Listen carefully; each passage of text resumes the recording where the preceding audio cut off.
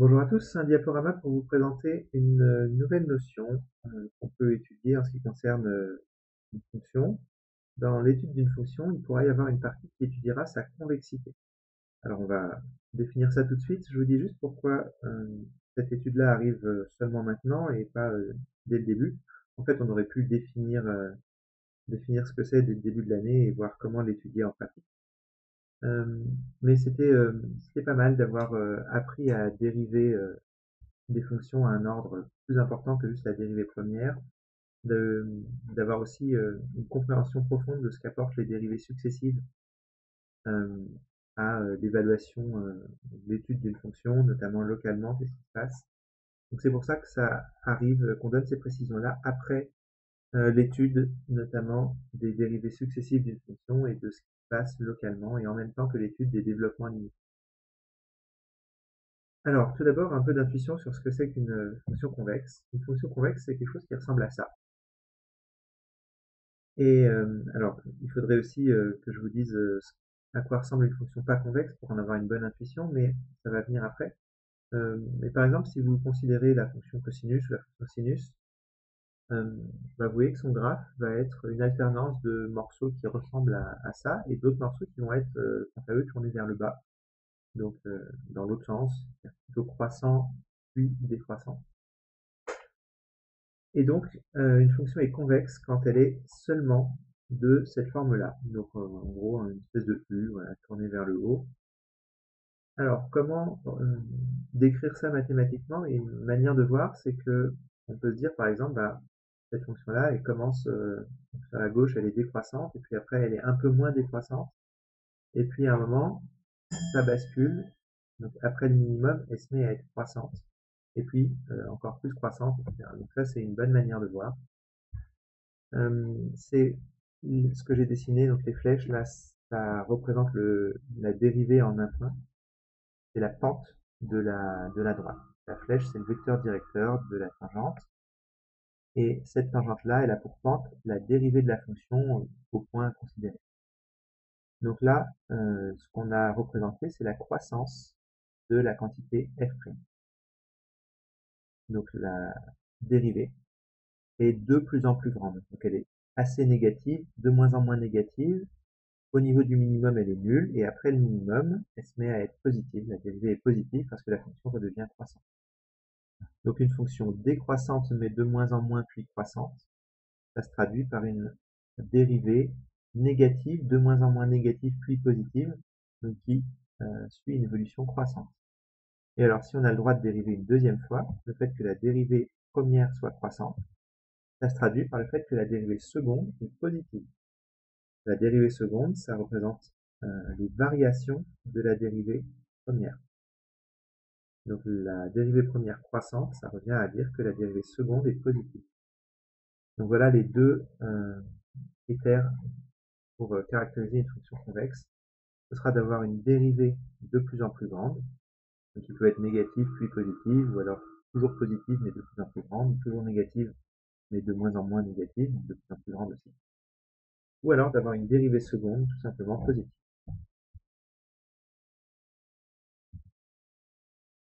Alors, on peut du coup se poser la question de ce qui se passe quand c'est le contraire. Euh, donc une dérivée seconde qui serait négative ou une dérivée première qui serait décroissante. Donc dans ce cas-là, on aura quelque chose qui se passe exactement dans l'autre sens.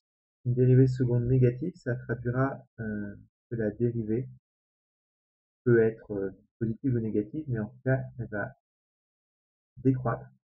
Donc si elle est positive, elle devient de moins en moins positive, au fur et à mesure qu'on se déplace vers la droite, bien sûr.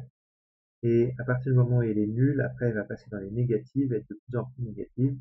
Donc la tangente va être de plus en plus pentue et de plus en plus décroissante.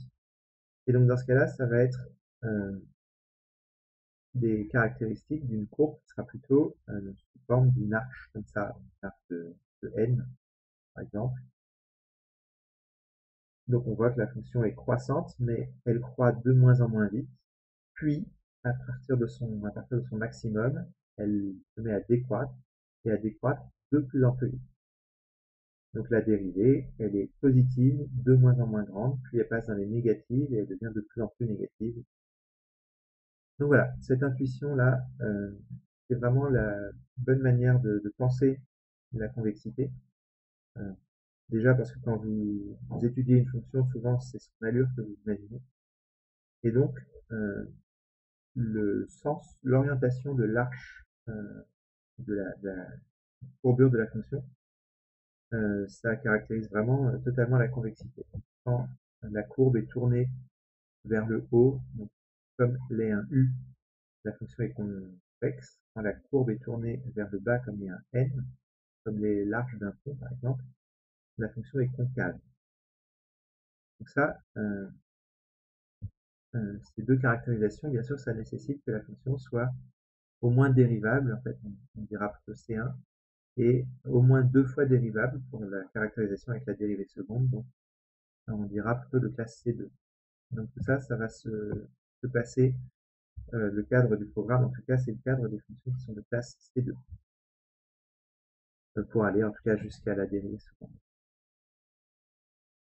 Alors la définition qu'on donne, cependant, c'est pas exactement celle-ci. Ça, c'est vraiment l'intuition, l'interprétation graphique, les caractérisations en termes de f' et f seconde. Mais la définition qu'on en donne, c'est à l'aide d'une inégalité. Alors l'inégalité, elle vient de la considération suivante. Je m'intéresse à une fonction convexe. Si c'est concave, on verra que c'est exactement juste dans l'autre sens. Je m'intéresse à ce qui se passe entre deux points de cette fonction. Alors ce qui est intéressant, c'est qu'entre deux points de cette fonction, donc là j'ai un exemple où la fonction est décroissante puis croissante. Elle pourrait aussi, j'aurais pu prendre le point A un peu plus tard, et la fonction serait seulement croissante. Mais en tout cas, ce que je vais dessiner fonctionne exactement de la même manière. Entre le point d'abscisse A et le point d'abscisse B, si je regarde les autres points sur la fonction, par exemple au milieu entre A et B, je prends A plus B sur 2, bah, j'ai f de A plus B sur 2, l'image, qui est la valeur de la fonction à ce point-là. Et ce que je vais faire, c'est que je vais comparer donc l'image au point A plus B sur 2 avec la moyenne entre l'image au point A et l'image au point B. Donc la moyenne entre f de A et f de B. Donc qui est au milieu entre f de A et f de B. J'ai pas dessiné f de A et f de B pour pas alourdir l'axe des ordonnées là. Mais je m'intéresse à la valeur qui est au milieu entre f de A et f de B. Donc là, on compare ces deux choses-là. C'est-à-dire, je prends la moyenne des abscisses, donc le milieu A plus B sur 2, et je regarde où est l'image par f. Ou alors je prends l'image de A et l'image de B par f, et je fais la moyenne des images. Donc je compare l'image du milieu ou le milieu des images. Vous voulez l'image de la moyenne ou la moyenne des images. Et là, je constate que f de A plus f de B sur 2, donc la moyenne des images en rouge, est au-dessus de l'image de A plus B sur 2. Donc f de A plus B sur 2. Ça se traduit par le fait que si je vais de f de A à f de B, enfin du point sur la courbe en A au point sur la courbe en B, je suis la corde rouge, la tracée entre ces deux points-là, et ben je reste au-dessus de la courbe de la fonction. Et donc en particulier, l'image de A plus B sur 2 est en dessous de la moyenne entre f de A et f de B. Et ça, en fait, c'est vrai pour toute la corde, hein, tout le segment rouge que j'ai tracé, il est toujours au-dessus de la courbe. Donc si je regarde un autre point de la courbe, donc une abscisse entre A et B, ça va marcher pareil. Alors comment je représente une abscisse entre A et B? Eh ben, au lieu de faire la moyenne entre A et B avec des coefficients 1,5 et 1,5, je vais faire une moyenne avec un coefficient t et un autre coefficient 1 moins t. Donc quand t vaut 1,5, on retrouve le 1,5, 1,5. Et je vous laisse essayer, faire des exemples. Pour t égale 1 tiers, je vais avoir 1 tiers, 2 tiers, et je vais être à peu près au tiers. C'est à peu près ce que j'ai dessiné sur le schéma. Quand t égale 1 quart, je vais avoir 1 quart, 3 quarts, etc. Et donc ce qui va définir la convexité, c'est cette inégalité. C'est que la moyenne de f de A et f de B est au-dessus de l'image de la moyenne de A et B.